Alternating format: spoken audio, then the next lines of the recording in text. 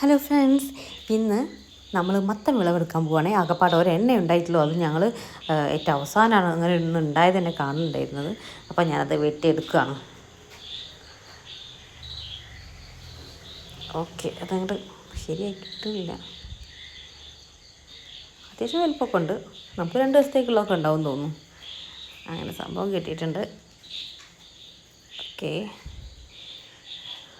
പക്ഷേ അതിനകത്തെ രണ്ട് ഓട്ട പോലെ ആയിട്ടുണ്ട്. കേടായോ എന്ന് അറിയില്ല കേട്ടോ.